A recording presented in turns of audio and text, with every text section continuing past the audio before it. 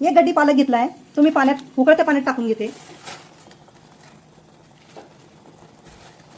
मिनिटं पालक उकळून घेतले. आता गॅस बंद करून घेते.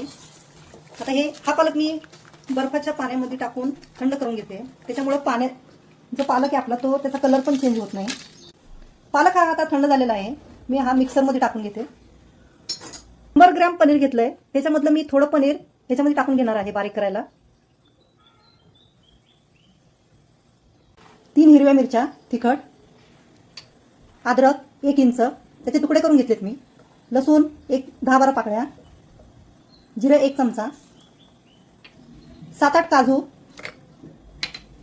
अर्धी वाटी हे आंबट दही घेतलेलं आहे. मिक्सरला एकदम बारीक अशी पेस्ट करून घ्यायची आहे. पालकची अशी छान अशी एकदम स्मूथ अशी पेस्ट करून घेतलेली आहे. 2 ते 3 चमचे तेल टाकून घेते. थोडंसं 2 चमचे तूप, साजूक तूप. तुमच्याकडे जर बटर असेल तर तुम्ही बटर पण याच्यामध्ये टाकू शकता.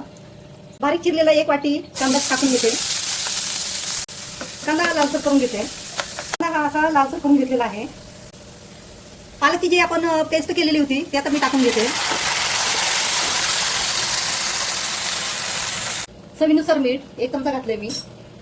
मंद गॅसवर ही पालकची मी ग्रेव्ही अशी शिजून घेणार आहे. अर्धा ग्लास पाणी घालून भाजी ही उकळून घेणार आहे 5 मिनिटं. 1 पाव चमचा साखर घालते. टेस्ट अशी छान लागते त्यामुळे. मी आता पनीर खिसून घेते. भाजीतच पनीर हे खिसून घ्यायचं आहे.